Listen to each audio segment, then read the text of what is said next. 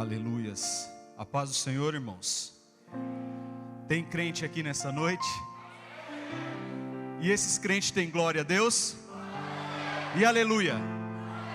E uma bela salva de palmas ao nosso Pai. Ele está aqui nessa noite. Ele é digno de toda honra. Ele é digno de toda glória. Ele é digno de todo louvor, de toda adoração.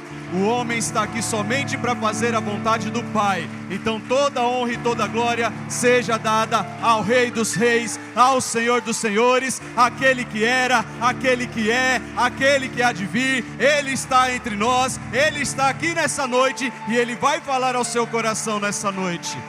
Aleluias. Se assente, por favor. Aleluias. Adorar a Deus é bom ou não? E o Pai sempre procura verdadeiros adoradores. E que bom que eu posso olhar daqui de cima e ver muitos adoradores. Glória a Deus por isso. Abra sua Bíblia no livro de João, no capítulo 6. Deus é fiel. Evangelho de João, capítulo 6.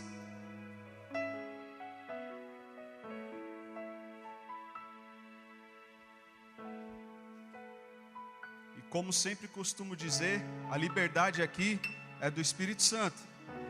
Quem comanda o culto, quem comanda a pregação é o Espírito Santo. Então, se nós tivermos que parar um pouquinho aqui para que todos juntos a gente levantar um clamor e adorar a Deus, a gente para, não tem problema. Então me ajude nessa noite a pregar, me ajude nessa noite a ouvir a voz do Espírito Santo. Ô glória! Porque eu falo aqui o que o Senhor colocou no meu coração, mas o ouvir, o entender, vem de você. Então, é uma troca de informação, tá entendendo? Eu emito, você ouve. Quem assimila as ideias é você. Então o mesmo Espírito que está em mim tem que estar dentro de você para que você entenda essa palavra. Estão me entendendo? Quantos tem esse Espírito Santo dentro de você? Você já sentiu a presença dele hoje aí? Meu Deus. Então vai ser fácil pregar, pastor. Se está todo mundo cheio do Espírito Santo, é o mesmo Espírito que está em mim, está em você. Ele está em nós, Ele está aqui nessa noite. Aleluias. João capítulo 6. Irei ler até o versículo 14. Então acompanhe comigo. Depois disso partiu Jesus para o outro lado do mar da Galileia, que é o de Tiberíades. E a grande multidão o seguia, porque via os sinais que operava sobre os enfermos. E Jesus subiu ao monte e assentou-se ali com os seus discípulos. E a Páscoa, a festa dos judeus, estava próxima. Então Jesus, levantando os olhos e vendo que uma grande multidão vinha ter com ele, disse a Filipe: onde compraremos pão para esses comerem? Verso 6. Mas dizia isso para o experimentar, porque ele bem sabia o que havia de fazer. Filipe respondeu-lhe: 200 dinheiros, ou em algumas Bíblias está denários, de pão não lhe bastarão, para que cada um deles tome um pouco. Um dos seus discípulos, André, irmão de Simão Pedro, disse-lhe: está aqui um rapaz que tem 5 pães de cevada e 2 peixinhos, mas o que é isso para tantos? E disse Jesus: mandai assentar os homens. E havia muita relva naquele lugar. Assentaram-se, pois, os homens em número de quase 5.000.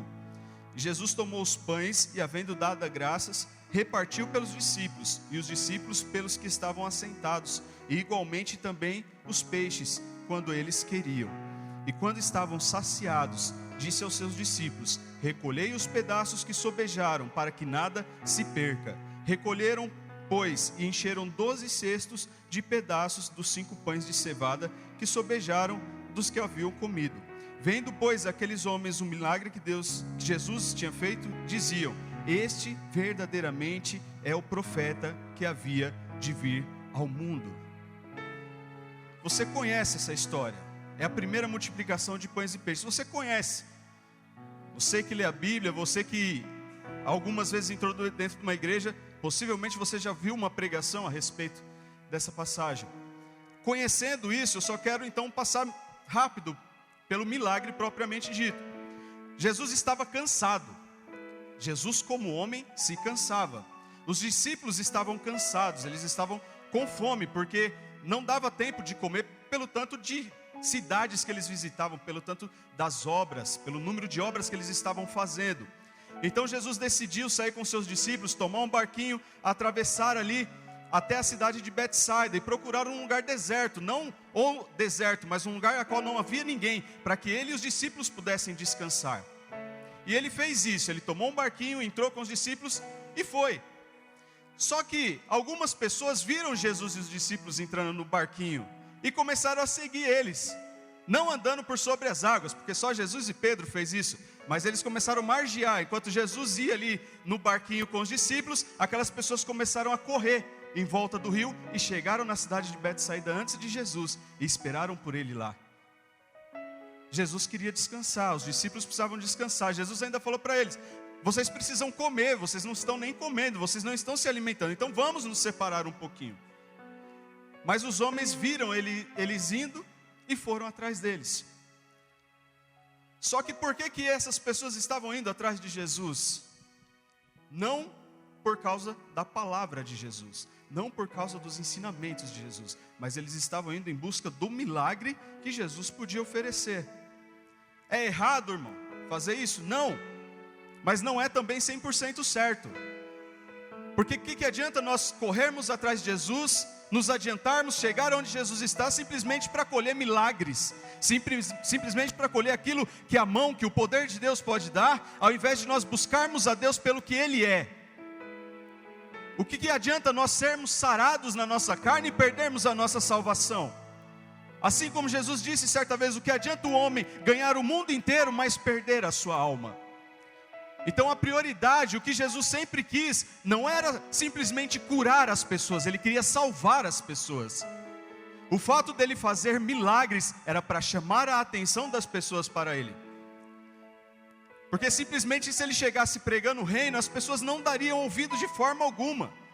Você que conhece a Bíblia sabe que já era difícil as pessoas pararem para ouvir Jesus falar muitas vezes, mas eles se juntavam fácil quando Jesus estava operando milagres. Então o milagre, a cura, a libertação era um atrativo para que as pessoas pudessem chegar a Cristo. Mas a intenção de Jesus era fazer o quê? Salvar aquelas pessoas. Porque se a pessoa é curada, ela vai morrer um dia. Se a pessoa é liberta de demônio, ela vai morrer um dia. Lázaro foi ressuscitado por Cristo, mas tornou a morrer. Agora aquele que é salvo, uma vez salvo por Cristo, quando a pessoa tem certeza da salvação, ela pode morrer aqui, esse corpo pode acabar, mas a vida continua lá na eternidade.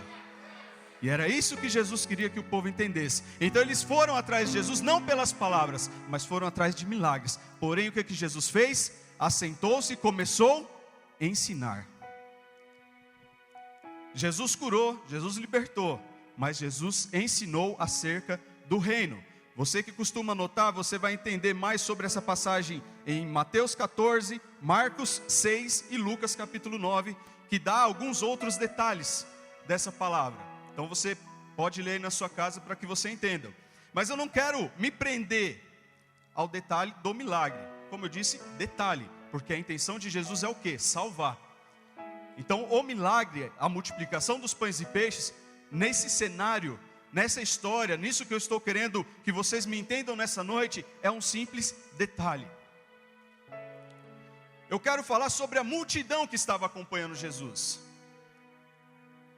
Foram 5.000 homens, e como a maioria sabe, eles não contabilizavam mulheres e crianças. Então eram 5.000 homens. Vamos jogar um número relativamente baixo, contamos que tinha aí pelo menos 3.000 a mais, contando as mulheres e as crianças. Digamos que ali havia pelo menos 8.000 pessoas, chutando baixo. 8.000 pessoas foram atrás de Jesus, vinda de várias aldeias, de várias cidades. Era uma grande multidão que se reuniu ali, diante de Jesus.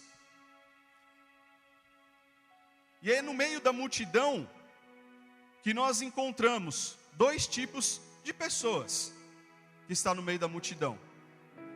Aqueles que têm as mãos vazias e aqueles que têm as mãos cheias.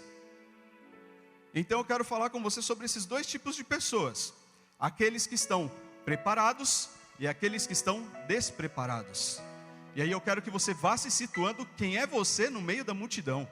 Pergunta para você mesmo: quem eu sou eu no meio da multidão? Já consegue se localizar quem é você na multidão? Se é aquele que tem algo para oferecer, se é aquele que tem algo em sua mão, ou se é aquele que não tem nada para oferecer, aquele que está de mãos vazias? Quem é você no meio da multidão? Então nós temos esses dois grupos de pessoas. Os de mão vazia são aqueles que rodeiam Jesus pelo que Ele pode oferecer, estão sempre perto de Jesus, gostam das palavras, gostam das ideias de Jesus, das ideias de um Salvador, de um ungido, de um Messias, amam os seus milagres, mas não estão preparados para viver o verdadeiro Evangelho.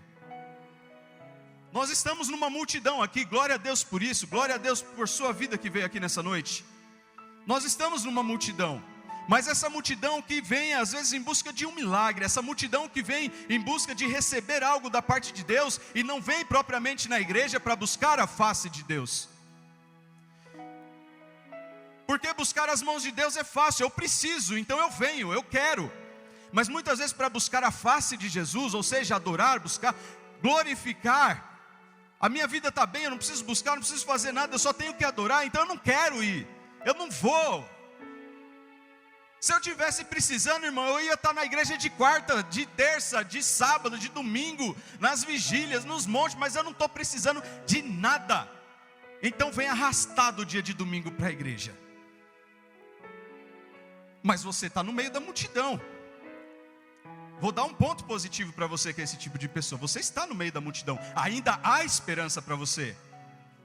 O problema é que se você realmente não quer vir de forma alguma, ó minha alma, meus celeiros estão cheios, folga. Você tem reserva para muitos anos, alma, folga, bebe, fique em paz. Mas Jesus nessa ilustração diz assim: louco, essa noite pedirei a tua alma, o que você conquistou ficará para quem? Só estar no meio da multidão não te serve de nada, não me serve de nada. Somos só mais um número no meio da multidão. Então esse primeiro grupo de pessoas são as pessoas que seguem a Jesus. Às vezes até chegam antes de Jesus no lugar, né? E quem dá ideia para Jesus do que fazer ou deixar de fazer. Eles chegaram antes lá na cidade de Betsaida, onde Jesus estava.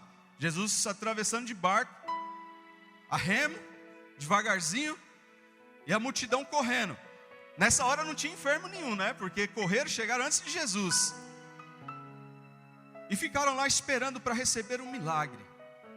Mas Jesus primeiro deu a palavra, depois ofereceu o milagre. Já que vocês vieram até mim, vocês estão aqui esperando para quê? Para ter um milagre? Espera aí quietinho, sentadinho, porque eu vou falar do reino. Vocês vão comer espiritualmente, depois a gente conversa sobre o milagre. Ele sabe o que faz, a obra é dele desde o início. Mas nós temos um segundo grupo de pessoas. São as pessoas que têm algo nas suas mãos. São aquelas pessoas que, igualmente o primeiro grupo, estão dentro da igreja, gostam de Jesus, amam Jesus, gostam da ideia de um Messias, levantaram a mão para Deus, aceitaram a Cristo. Vem para a igreja, ora, busca, adora, independente da circunstância que está vivendo. Mas eles não vêm simplesmente aqui para ter, eles vêm aqui para oferecer. E esse é o segundo grupo de pessoas. Na nossa história, nós estamos falando de 8.000 pessoas aproximadamente, amém? Estão comigo? Amém? E aí tem um rapaz, um jovem, que foi o único que foi citado que tinha alguma coisa nas mãos. A Bíblia não menciona o nome dele, a Bíblia não deixa claro quem era esse jovem, mas ele teve um lugar de destaque no meio de 8.000 pessoas. E no meio desses 8.000, eu estou falando de 12 que eram discípulos de Jesus. Ué, essa palavra então quer dizer o quê? Está falando para aquele que senta lá no fundo e está falando para os obreiros que vêm aqui na frente. Porque tanto os obreiros aqui têm que estar preparados, quanto aqueles que estão sentados ali. Amém, obreiros? Eita glória! Temos que ter algo a oferecer, nós temos que ter alguma coisa em nossa mão para oferecer. E aí eu te pergunto mais uma vez, em qual grupo você está inserido? No grupo que tem mãos vazias ou no grupo que tem algo nas mãos? Isso faz diferença para Jesus? Faz toda a diferença. Sabe por que nós vivemos num país que, além do jeitinho brasileiro, diz assim: Deus não escolhe os capacitados, mas capacita os escolhidos. Você concorda com isso? Desculpa se você concorda com isso não, mas eu não concordo. Deus não escolhe capacitados, mas capacita escolhidos. Ok, vamos por essa linha de pensamento. Estudar teologia para quê, Joyce? Vim terça-feira aqui para quê, jovens?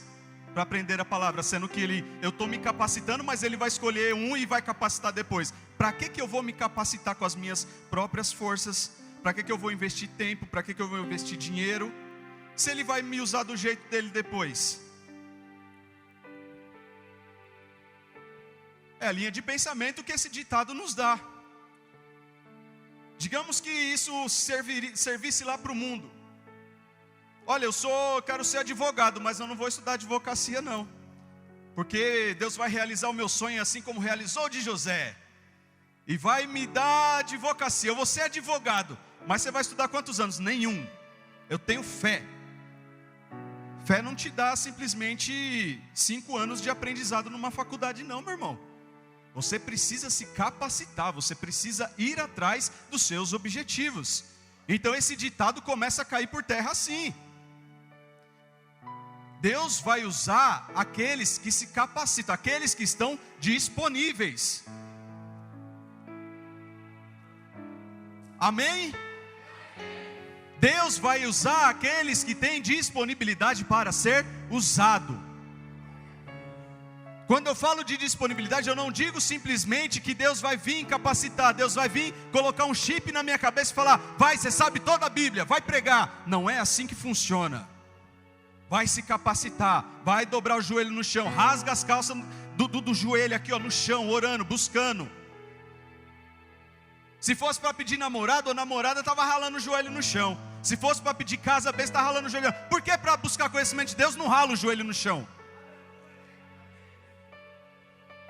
Aleluia. Quantos vieram para ouvir a palavra de Deus? A palavra de Deus bate, mas ela edifica. A verdade dói, mas ela liberta, irmãos. A verdade dói, mas ela liberta. E conhecereis a verdade, e a verdade vos libertará. Você precisa buscar conhecimento. Vai estudar que Deus vai abrir as portas para você. Trabalha que Deus vai te dar prosperidade. Não vai pela ideia dessas igrejinhas que tem por aí, ou igrejonas, né?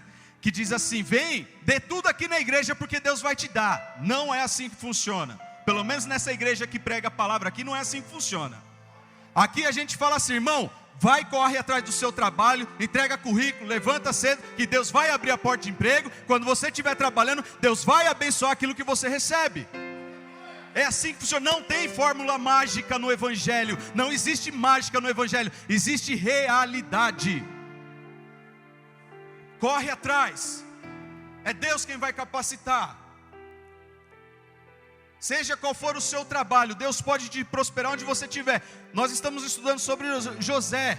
Deus prosperou a vida de José jogado dentro de uma prisão. Ele se tornou chefe dos prisioneiros. Isso não é profissão, Josias? Era confiança tanta nele, que o Senhor colocou ali, que o carcereiro colocou nele, que não precisava de algema, não precisava de grilhões, ele estava livre e ele tomava conta de tudo dentro de uma prisão. Ele prosperou onde ele estava. Floresça onde você está plantado. Não espera você, eu estou plantado aqui, ó. Mas eu vou esperar vir alguém me tirar daqui e me plantar em outro lugar. Aí eu vou dar fruto só lá. Sabe aquelas mudinha, né, que vende por aí? Ela fica lá naquele saquinho lá e muitas vezes não dá nada ali, fica só ali, morre ali, não acontece nada. Você precisa estar florescendo onde você está plantado. Não espere alguém te tirar de um lugar, pôr no outro para que você floresça, para que você dê fruto. Não espere o pastor te dar uma oportunidade para você começar a dar fruto dentro da igreja. Não espere seu líder te dar a oportunidade para você começar a dar fruto. Começa a dar fruto para que a oportunidade venha na sua vida. Ah, Deus, maravilhoso.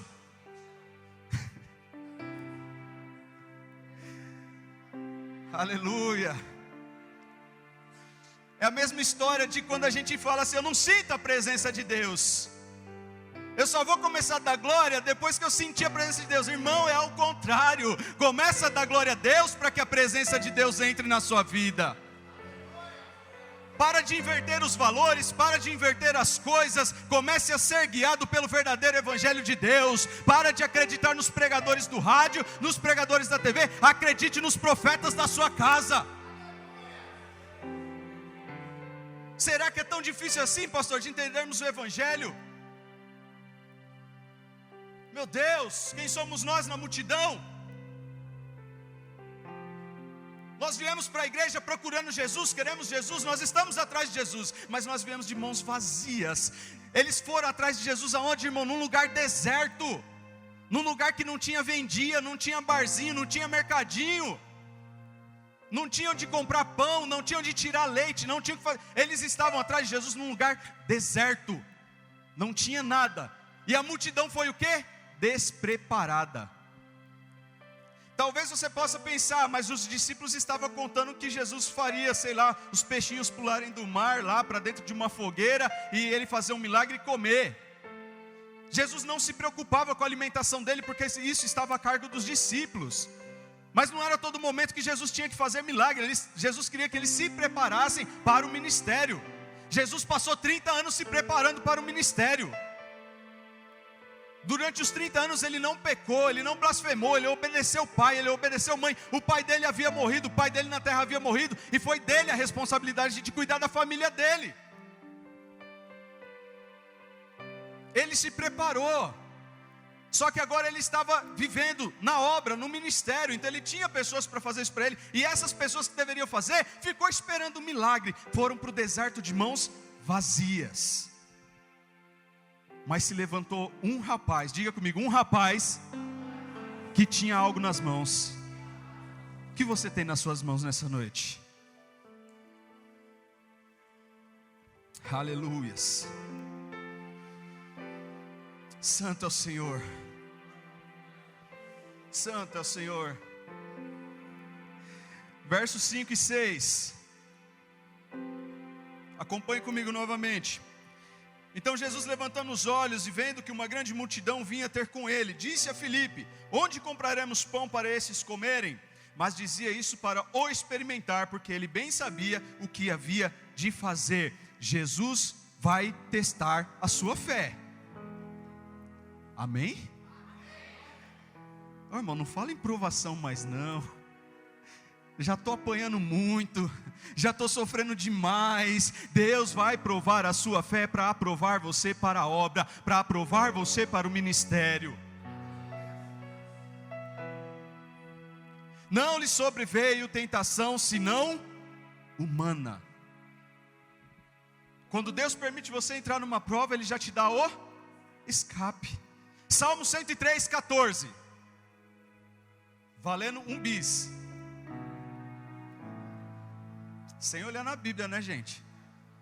Porque Deus conhece a sua estrutura. Deus conhece a minha estrutura e sabe que sou pó. Você acha que Jesus vai dar algo para você, vai colocar alguma carga pesada sobre a sua vida, se Ele não soubesse que você tem a capacidade de continuar em frente? Você acha que o Pai, nosso Pai Celestial, vai te dar algo que você não possa lidar com isso? Então Ele vai testar a sua fé e você vai passar por isso, porque Ele já tem o escape, Ele já tem o problema resolvido para você. Mas Ele vai te provar, Ele vai te levar aonde Ele quer para provar a sua fé. Porque viver evangelho, irmão, não é viver simplesmente pisando em rosas, não. vamos pisar nos espinhos também, vamos cortar os pés também, mas a diferença nossa é que Jesus está conosco. O sol, ele nasce para todos, a chuva cai para todos, a prova, o dia da provação, o dia mau, ele vem para todos, para ímpio e para santo. Qual é a nossa diferença então? A diferença é que nós temos o Espírito Santo conosco. Eu já disse isso aqui uma vez e volto a repetir, a diferença é que quem está no mundo vai fumar, vai beber, vai se prostituir, vai se suicidar, mas o crente vai orar, vai orar, vai orar, vai dobrar o joelho no chão, vai buscar a Deus e a resposta virá. Não se desespere, não acabou ainda, Jesus está te provando, mas Ele vai te dar o escape, Ele vai vir com poder na sua vida e vai te dar o escape que você precisa. Aleluia! Versículo 7, Filipe respondeu-lhe, 200 dinheiros de pão não lhe bastarão para que cada um deles tome um pouco. Dinheiro ou denário se referia a um dia de trabalho, um dia de trabalho. Se fosse nos nossos dias hoje, salário mínimo, bem mínimo mesmo, R$880, família de 5 pessoas já não precisa de Bolsa Família já, se tiver de salário mínimo, que só a graça. Mas Jesus está voltando e lá no céu nós não vamos precisar disso. Se nós tomarmos por base o salário mínimo hoje, R$880, dividir por 30, vai dar aí aproximadamente R$29. Não estou fazendo essa conta agora não, irmão, fiz em casa, cabeça falha. E se nós multiplicarmos então R$29 por 200, como o discípulo disse aqui, Filipe disse, se tivéssemos 200 dinheiros, ou seja, se fosse 200 dias de trabalho, nós não conseguiríamos alimentar essa multidão. Então se você pegar os dias de hoje, R$29, vezes 200, dá mais ou menos 5.800.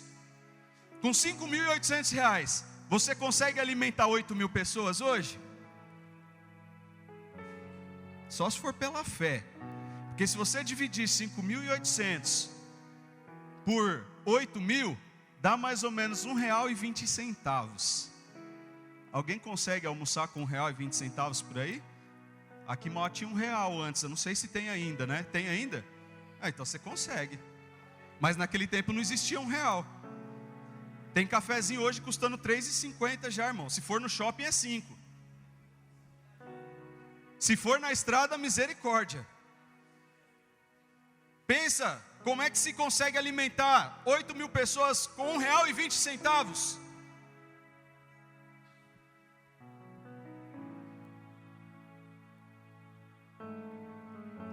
O dono do milagre estava com eles. Acho que vocês não entenderam. O dono do milagre estava com eles. O dono do milagre está aqui nessa noite. Não temas, não se espante. O Senhor pode fazer milagres na sua vida. O Senhor fará milagres em sua vida. Aleluias. Jesus, segura aqueles ponteiros ali. Versículo 8 e 9. E um dos seus discípulos, André, irmão de quem? De Pedro, disse, está aqui um rapaz que tem 5 pães de cevada e 2 peixinhos. Mas o que é isso para tantos? Tinha que ser irmão de Pedro. Tinha que ser irmão de Pedro. Ele tem fé duvidando. Ele acredita desacreditando. A irmã é de família. Eu acho que era algum gene na família deles. Não é possível. Porque Pedro disse assim, se é o Senhor mesmo andando no mar, diga que eu vou. Pode vir, Pedro, eu vou.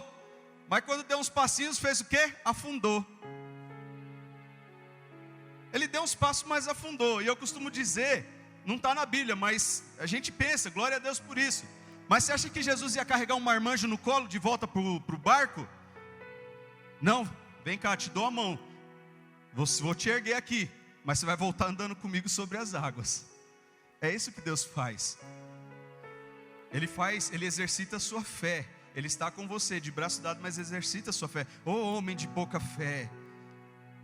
Eu disse que foi eu, você deu alguns passos na água e agora afundou, depois que já tinha dado passos na água. Irmão, você pôs o pé lá, na bênção. Mas depois que você está na bênção, você retrocedeu, você caiu, você afundou. Para que isso? Você já está na bênção. Ô fé de Pedro é essa que nós temos em nossos dias. Ah, mas não sou Pedro não, mas é o irmão dele então. Tem um rapaz aqui, Jesus, que tem 5 pães e 2 peixinhos. Ah, mas o que é isso? Para 8.000 pessoas. Cara, ele estava falando com Jesus. Ele viu Jesus fazendo milagres, ele viu Jesus ressuscitando mortos, ele viu Jesus curando paralíticos, ele viu Jesus dando visão aos cegos, dando audição aos surdos. Mas foi falar para Jesus: o que é isso diante de tanta gente? Irmão, fé é fé. Não explicou nada, né? Fé é acreditar. Fé é ir à frente. Fé é você caminhar sobre as águas. Fé é você chegar diante de Jesus e falar: Jesus, tem aqui 5 pães e 2 peixinhos e vai dar certo.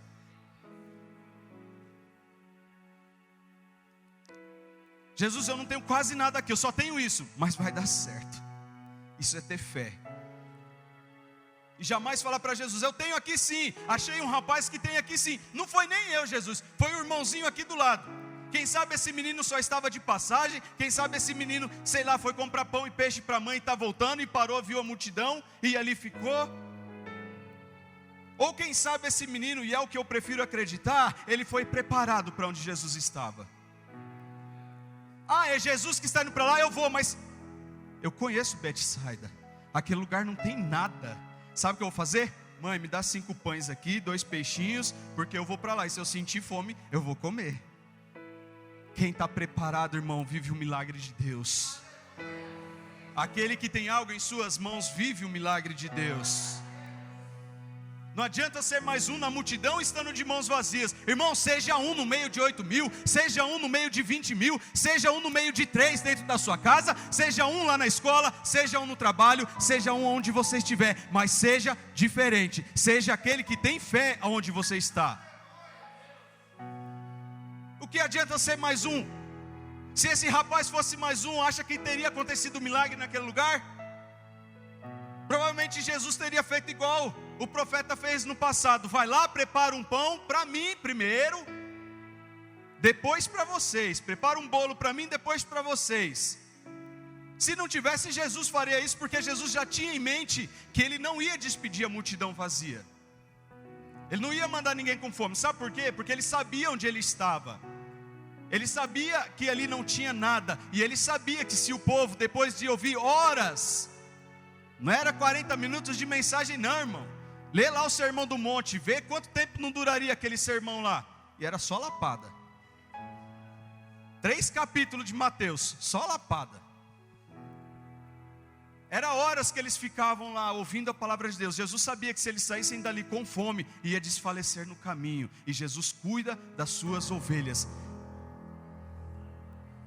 Essa mesma passagem diz que Jesus olhava para eles com amor.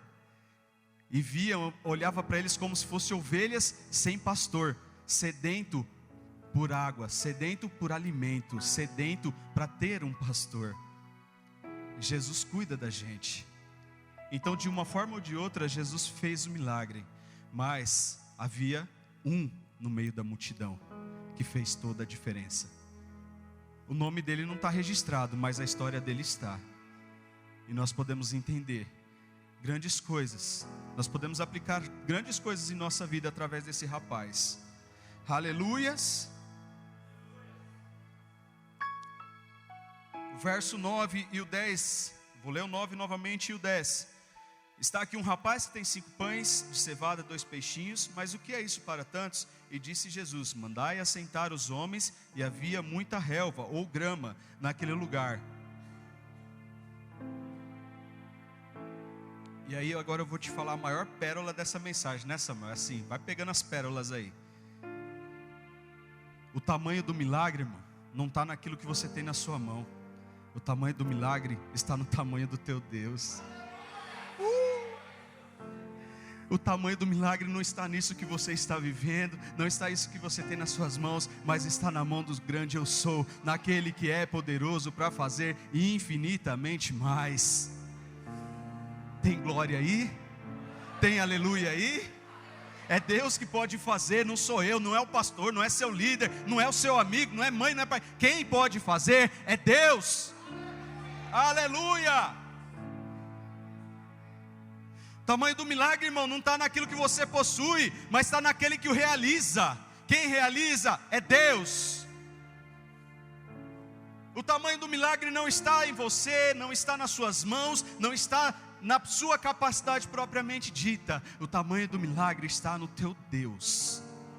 Às vezes você pensa que é insignificante isso que você tem na sua vida, mas não é não. O que é ter 5 pães e 2 peixinhos para 8.000 pessoas? É o suficiente. Isso que você tem na sua vida é o suficiente. Olha para o seu irmão e fala: é o suficiente. Você acredita nisso na sua vida?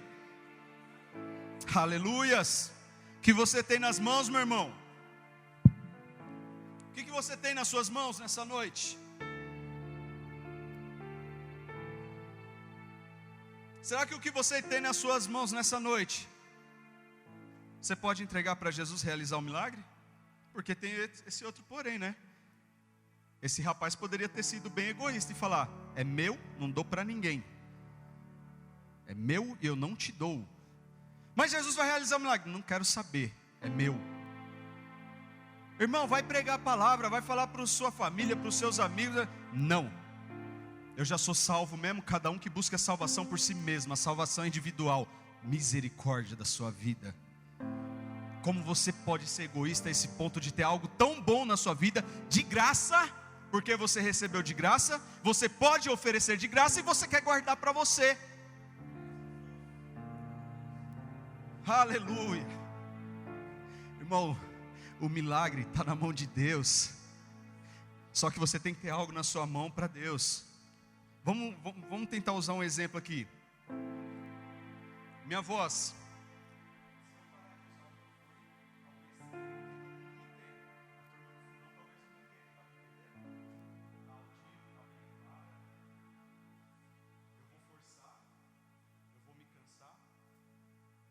Talvez algumas palavras vocês não entendam.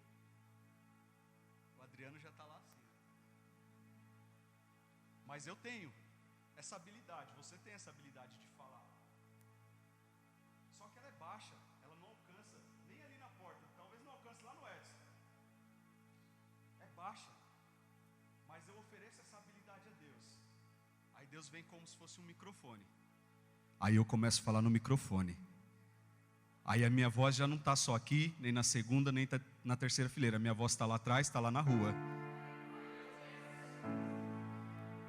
Quando você oferece algo para Deus, Deus vai pegar esse algo, por mais que seja pequeno, e vai transformar em algo grande e poderoso, para que atinja as outras vidas. Aleluia!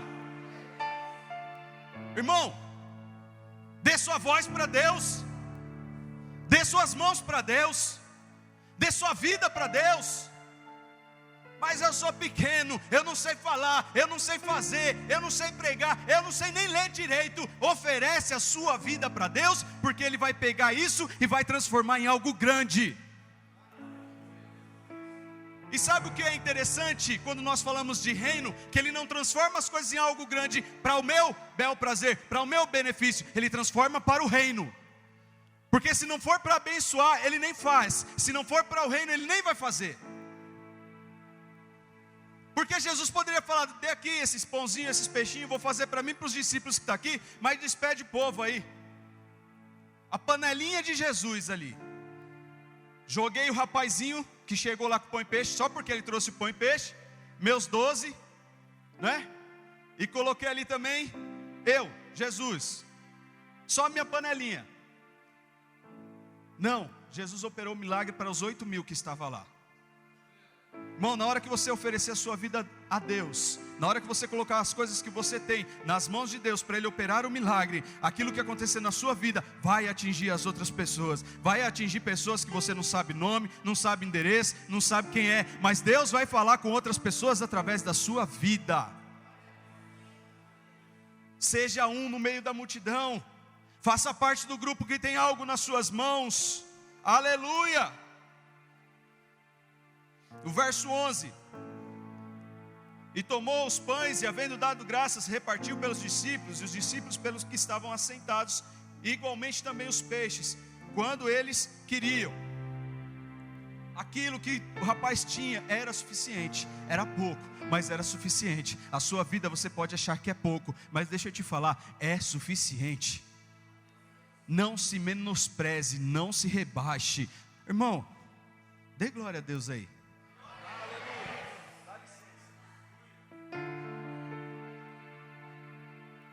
Está um pouquinho quente aqui. Aleluias. Santo é o Senhor. Deixa eu te falar uma coisa muito séria aqui. Você que se acha pouco, você que se acha pequeno, você que se acha a pulga do parasita do cachorro do vizinho, não tem valor nenhum. Eu não tenho valor nenhum. Minha mãe não tem nome, meu pai não tem nome, eu não tenho nome. Já passei fome, já passei frio, já passei necessidade. Não importa. Agora você serve a Deus. Agora você serve ao Rei dos Reis, Senhor dos Senhores, o dono do ouro e da prata. Se é para Deus, pode ser mais forte.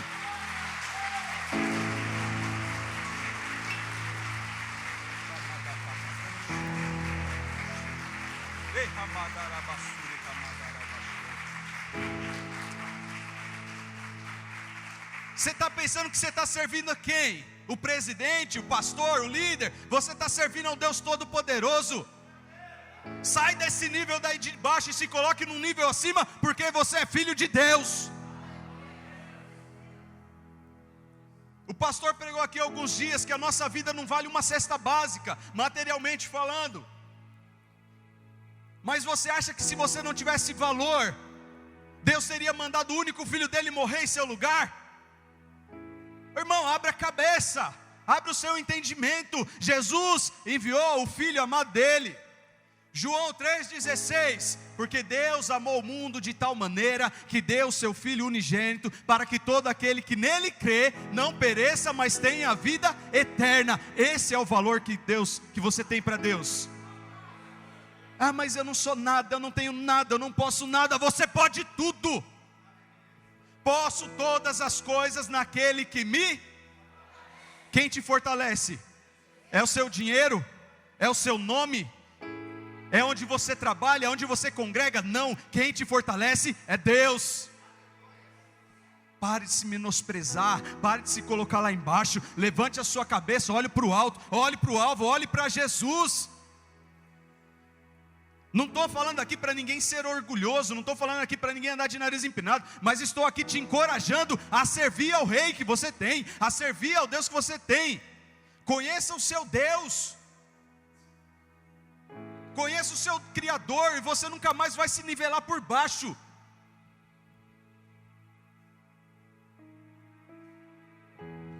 Nós precisamos levar o nome de Cristo, nós precisamos apresentar o nome de Cristo. Jesus foi humilde, sim, mas nunca se menosprezou, porque ele sabia o valor que ele tinha. Você precisa saber o valor que você tem. E se você não tem esse valor, se você não sabe esse valor que você tem, nós vamos orar nessa noite e o Espírito Santo vai ministrar ao seu coração o valor que você tem para Deus. O dinheiro do mundo inteiro, o PIB de todos os países reunidos, não pagam a sua vida. Não importa o que você fez, não importa o que você foi, o que importa é, o que conta é quando você aceitou Jesus, entregou a sua vida para Deus, é daqui para frente uma nova história. Porque o seu passado do Senhor não se lembra mais, foi lançado no mar do esquecimento. É daqui para frente, nova vida com Cristo. Aleluias. Deus capacita você. Deus escolhe quem é capacitado. Deus escolhe quem tem algo a oferecer. Você acha que não? Conhece a história de Davi? Você acha que Davi acertou aquela pedra no único espaço que tinha na armadura de Golias por acidente? Sim ou não? Foi por acidente? Não? Eu já ouvi pregações que as pessoas falam que Davi lançou de qualquer jeito, mas foi lá um anjo, pegou a pedrinha, corrigiu o curso da pedrinha e pum, acerta a testa do gigante. Que isso, irmão? Davi era capacitado para fazer isso. Davi foi com a arma que ele tinha. Quando ele pegou e recusou a armadura de Saul, falei, eu não sei lutar com isso, eu sei lutar com a minha funda. Ele treinava. Você acha que ele ficava lá matando urso e leão o dia inteiro? Não. Enquanto as ovelhas estavam pastando, ele estava lá. Quando a gente era menino, pegava o estilingue, colocava uma latinha, né? Vai, os meninos aí. Colocava a latinha de longe, pegava o estilingue, as pedrinhas, ó. Errei. Agora acertei. Aí, acertei de novo, estou ficando bom nisso, acertei. Davi foi a mesma coisa. Ele treinava, ele corria atrás, ele se capacitou. E aquela pedrinha que ele rodou na funda, uma espécie de estilingue, ele acertou no único lugar que tinha para ser acertado, na fronte de Golias, e derrubou aquele gigante no chão, com a cara no chão. Ei, aqui quem manda é meu Deus, seu incircunciso. A Bíblia conta também, Juízes 20, verso 15 e 16, conta de 700 homens, que eram tão bons de funda, eles eram da tribo de Benjamim, eles eram tão bons de funda, que eles eram capazes de acertar um fio de cabelo à distância, e ninguém errava. E detalhes, eles eram canhotos. O que isso tem a ver? O que isso muda? Nada.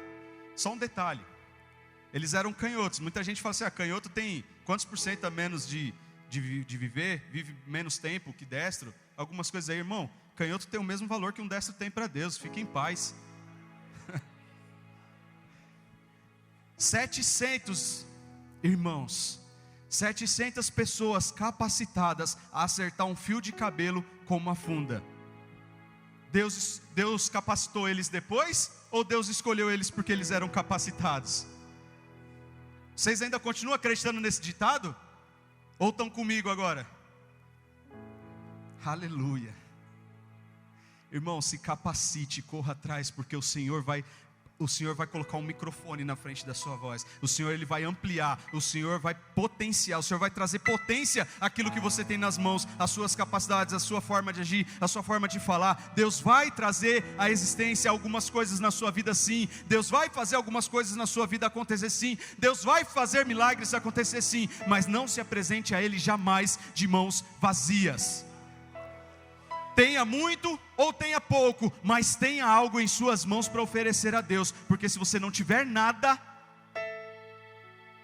não é na eternidade de Cristo que você vai participar. Alguma coisa você precisa ter nas suas mãos para apresentar a Deus. E o que você tem a apresentar a Deus nessa noite? Para encerrarmos, tem um sujeito na Bíblia chamado Moisés. Ninguém nunca ouviu falar de Moisés não, né? Êxodo capítulo 4. Abre aí comigo, por favor. Aleluia!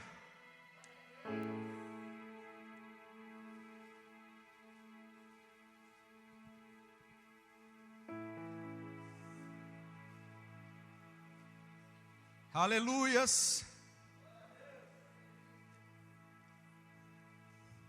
Êxodo capítulo 4.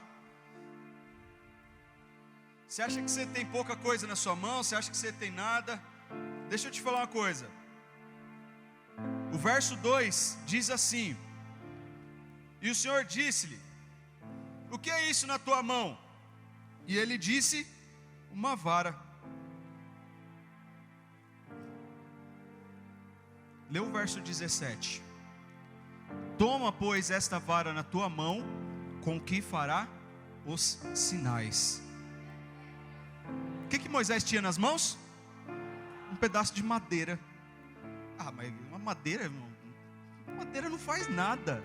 Madeira presta para jogar no fogo e queimar. Madeira presta para apoiar as coisas. Madeira não presta para nada. Você que pensa, porque uma madeira na mão da pessoa certa faz milagres acontecer. O que precisa não é ter madeira, o que precisa é ter pessoas certas, porque madeira se acha em todo lugar, mas pessoas certas não. Sabe o que essa madeira foi capaz de fazer? Na mão da pessoa certa? Deus falou: Moisés, joga no chão. Ele jogou. Sabe o que aconteceu? Virou uma serpente. Moisés fugiu com medo do milagre. Volta lá, Moisés, pega pela cauda. Na hora que ele pegou pela cauda, virou de novo um pedaço de madeira.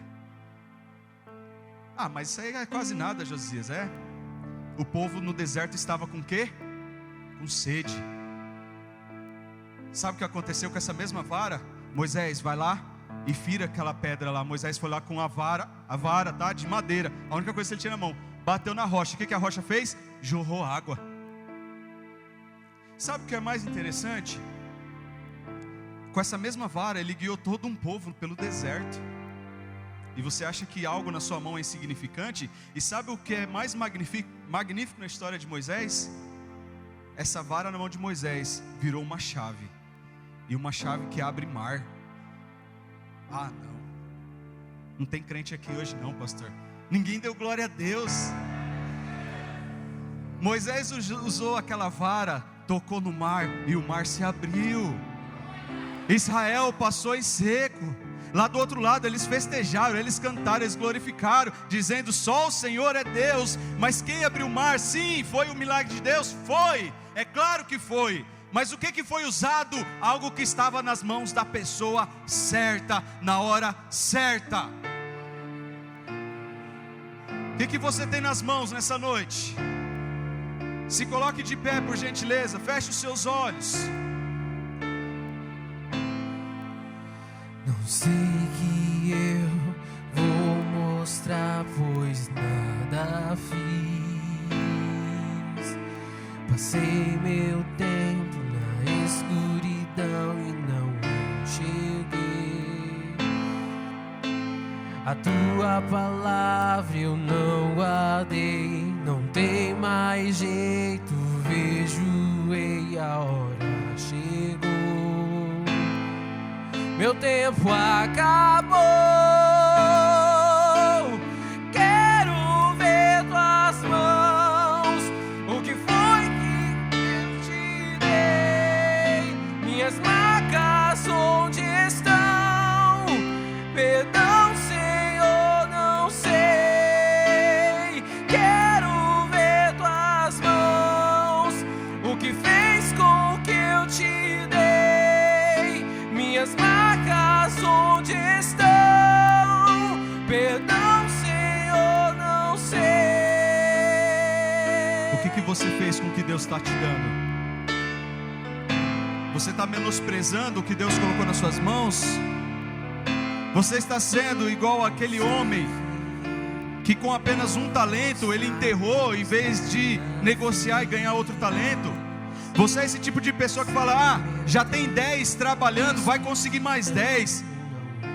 Já tem 5 trabalhando, vai conseguir mais 5. Eu só tenho 1, quer saber? Eu não vou fazer nada, eu vou enterrar ele aqui, porque meu Senhor já tem bastante. Ele já vai ter 20 de um, já vai ter mais 10 de outro. O que será? Só mais um a mais meu? Está jogando no lixo aquilo que Deus te deu? Está colocando numa cova aquilo que Deus te deu? Porque quando as pessoas te jogam numa cova é uma coisa, mas quando você se joga numa cova, quando você coloca aquilo que Deus te deu numa cova, você está sendo culpado por isso. Não menospreze o que Deus colocou nas suas mãos.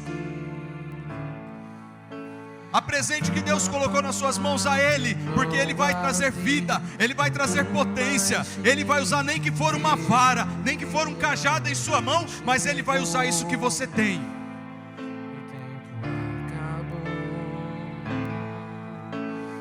Quero ver tuas mãos. O que fez com que eu te dei? Minhas marcas onde estão? Perdão, Senhor, não sei.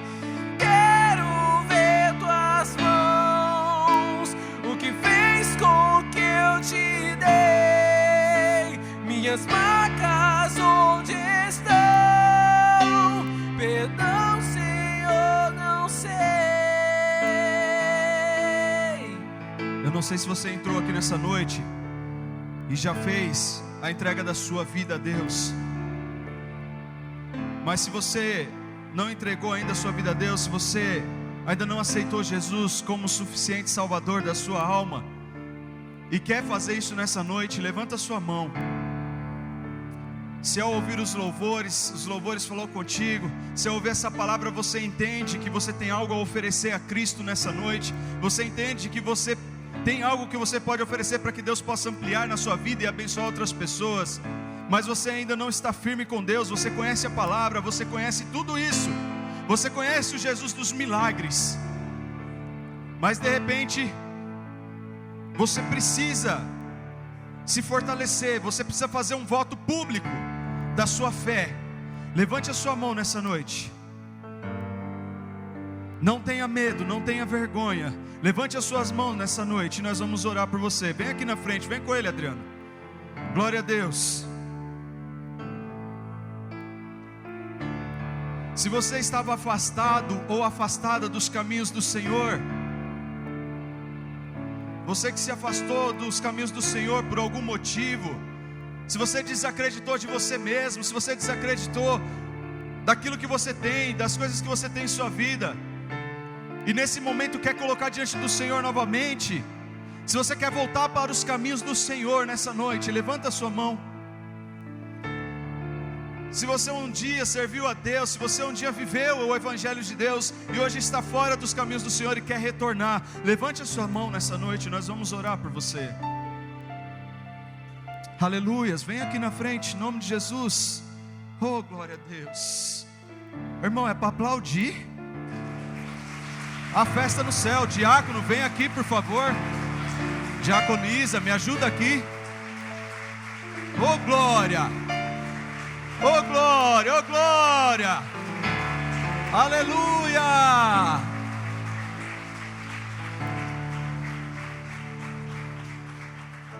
Aleluia. E eu quero chamar mais um grupo de pessoas, mas tem que ser corajoso dessa vez, mais ainda.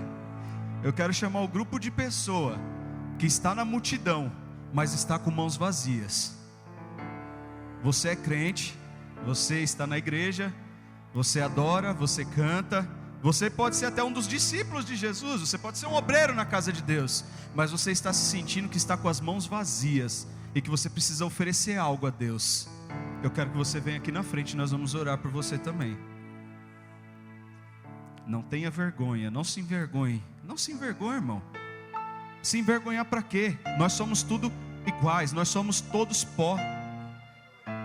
Ninguém é melhor do que ninguém aqui. Nós somos pó. Para o pó nós voltaremos. Não tem melhor. O único bom e suficiente aqui, sabe quem é? Jesus Cristo. E Ele está aqui porque Ele é o Deus do milagre. Ele é o Senhor do milagre. Ele está aqui nessa noite e vai colocar algo em tuas mãos nessa noite.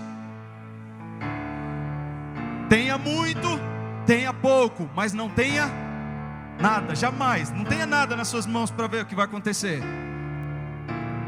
Eu tenho muito, glória a Deus por isso, comece a usar. Eu tenho pouco, glória a Deus por isso, comece a usar. Mas eu não tenho nada, vem aqui na frente que Deus vai colocar algo em tuas mãos. Você vai sair daqui com certeza, com a certeza de que Deus vai usar a sua vida. Glória a Deus. Tem mais gente, não tenha vergonha não.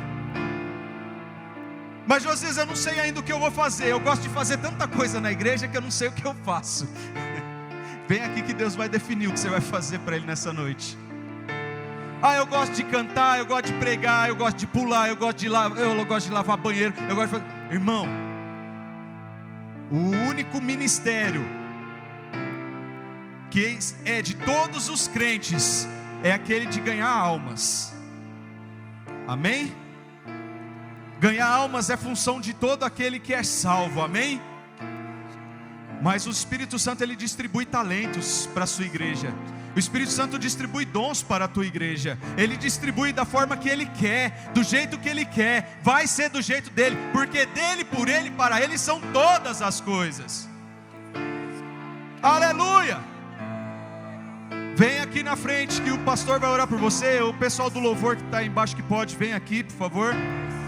Vem cantar enquanto o pastor ora.